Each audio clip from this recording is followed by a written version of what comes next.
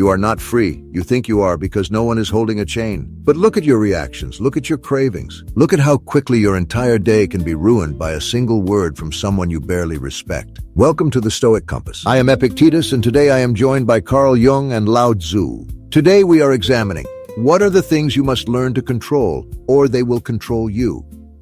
Let us be precise about what we mean when we say control. I do not mean dominance. I do not mean suppression. I mean this. There are things inside you that, if left unexamined and undisciplined, will make every decision for you. Your anger will decide. Your fear will decide. Your appetite for approval will decide. And you will walk around believing you chose, when in fact you were chosen by your own untrained impulses. This is not a metaphor. This is your actual life happening right now.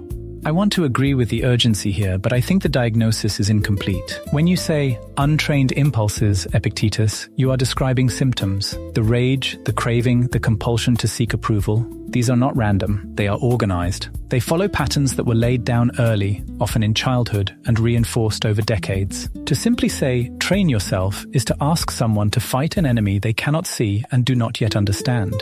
You are both already past the real question. You are asking how to manage what is moving inside a person, but neither of you has asked whether the person knows what is actually moving. Most people are controlling things that are not the problem and ignoring the things that are. That is a convenient deflection. Yes, people misidentify the problem sometimes. But the answer is not to stop and wonder indefinitely. The answer is to start with what is obvious. Your temper is obvious. Your tendency to catastrophize is obvious. Your need for others to validate every choice you make, that is obvious. Begin there. You do not need years of self-analysis before you take one step toward discipline.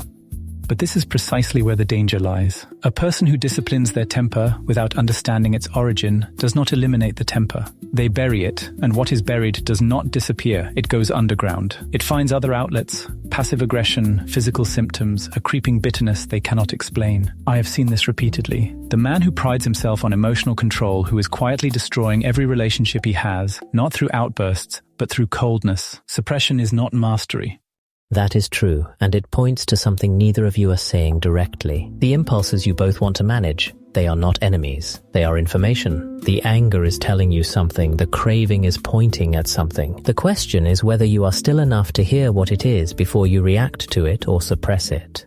I never said ignore the information. I said do not be ruled by it. There is a difference between hearing your anger and being carried off by your anger. That difference is the entire work. You hear it. You ask whether acting on it serves your purpose. And then you decide, not the anger. You. That is what I mean by control.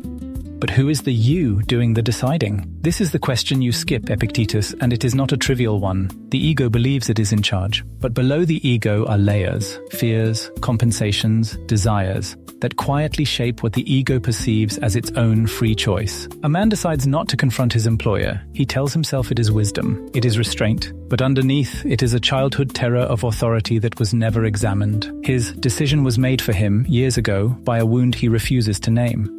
Jung is pointing at something real, but I would say it differently. The problem is not only what is buried. It is that most people are so busy acting, deciding, managing and controlling that they have no stillness in which to notice anything. You cannot see what is driving you when you are running at full speed. The first thing to control is the pace. Everything else follows from that. Stillness is not the issue for most people. Paralysis is the issue. Most people I have seen are not running too fast. They are standing completely still, frozen in rumination, frozen in indecision, and calling it reflection. They do not need to slow down. They need to move. They need to make contact with their own will. The person who is genuinely still, who sits with clarity and then acts, that person is rare. Most so-called stillness is just fear wearing a robe.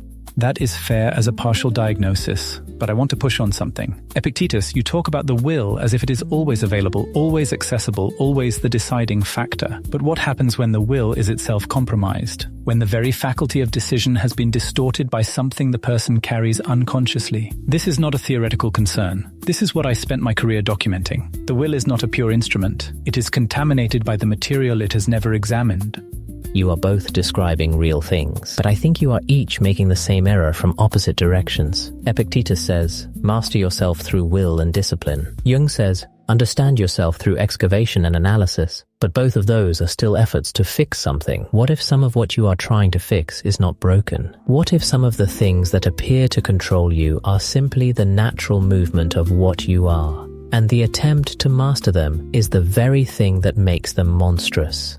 That is the argument that has kept more people in chains than any tyrant. Perhaps this craving is natural. Perhaps this rage is who I am. The person who accepts their worst impulses as natural expression is not free. They are just comfortable. There is nothing wise about calling your weaknesses your nature. I did not say accept them without seeing them. I said ask whether the struggle itself is creating the problem. When you fight your own current, you do not become stronger, you exhaust yourself. And an exhausted person cannot make any of the choices you are both describing. There is something in what Lao Tzu is saying that touches on what I would call inflation. The ego's tendency to overestimate its own power and scope. When a person believes that sufficient willpower and sufficient self-analysis can resolve every inner conflict, they have made a kind of god of the self, and that inflation always precedes a collapse. I have seen people who were extraordinarily disciplined, extraordinarily self-aware, brought to their knees by something they never thought to examine because it did not fit their self-image. And I have seen people who used complexity as cover, who said, I am still examining for 20 years while they drank, raged, and abandoned everyone who loved them. At some point, the examination has to produce something. At some point, you have to stand up and say, this impulse does not lead me where I want to go, and I am choosing differently. That moment is available to anyone. The refusal to take it is a choice, not a condition. That moment is available, but only when you are not white-knuckling your way through it. Epictetus, I think you are right that the moment of choice is real and available. I think Jung is right that what precedes it is more complicated than most people admit. What neither of you has said is that the person has to stop treating themselves like a problem to be solved. The moment you stop being at war with what is inside you, you can see it clearly enough to work with it. Not master it, work with it. Work with it, yes, I would add, and respect it. The things inside us that seem most dangerous are often compensating for something we have refused to carry consciously. The rage that appears to control a person is sometimes the only voice that has ever insisted they deserve better. The anxiety is sometimes the only part of the psyche that is still paying attention. To simply suppress these things is to silence a part of yourself that is trying to tell you something necessary. I take your point. I will even grant it. Some impulses are signals. Some fear is useful. I have never argued otherwise. But signals still need to be interpreted by a reasoning mind. The anger that tells you something is wrong does not get to also choose the response. You receive the signal. You decide what to do with it. That distinction between receiving and reacting with Susu is everything. It is the entire project. And that distinction only becomes available when there is space between the signal and the response. That space is what most people do not have. They are too full of opinions, full of urgency, full of the need to be right or safe or approved of. The things that control them because there is no gap. There is only the reflex. You both agree on the gap, I think. You just disagree about how it is created.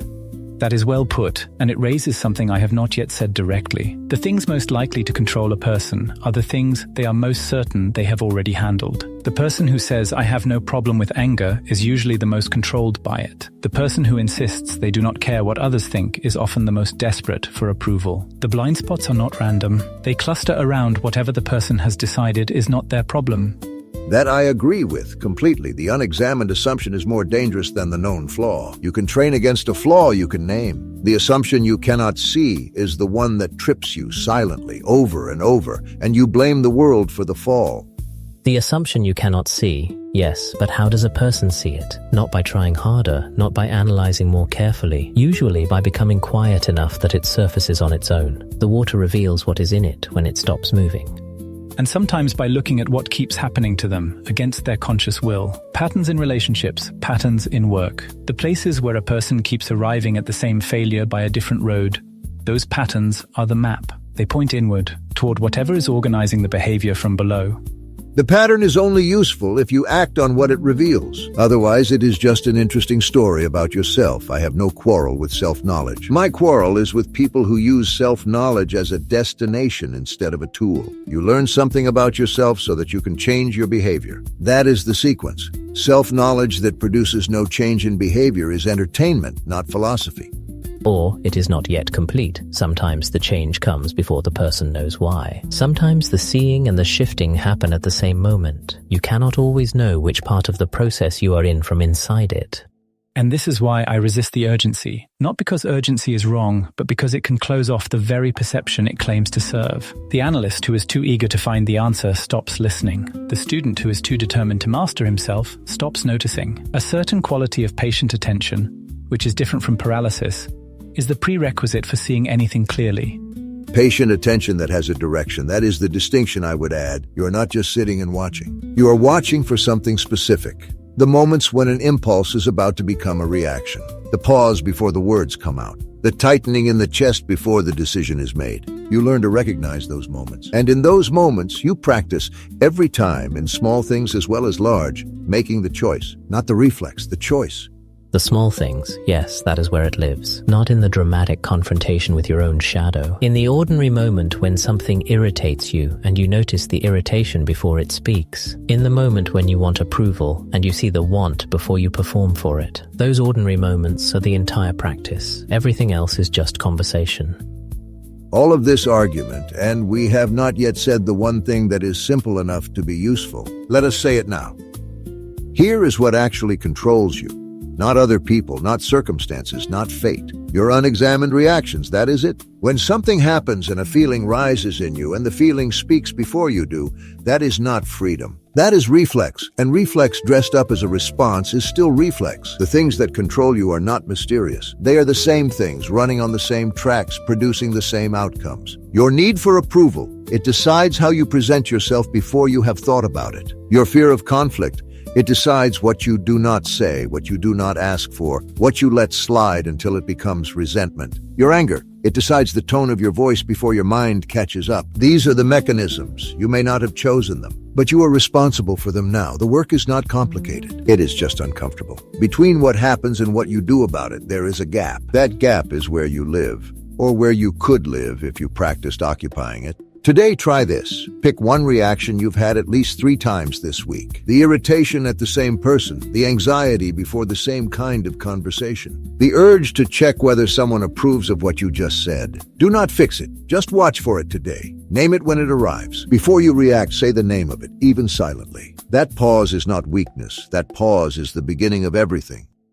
You are not controlled by the world. You are controlled by what you have never bothered to look at in yourself. That has always been the truth, and it has always been inconvenient. The reaction that runs your day is not stronger than you. It is just faster, and you have let it stay that way. One pause. That is the starting point, not enlightenment, not mastery. One pause, practice today, and then again tomorrow. The chain is only a chain until you see it clearly. Then it is a choice. If today's conversation has served you, take it further. Pay Attention by C. Tribue. 12 Lessons in the Practice of Seeing Clearly. Available now on Amazon.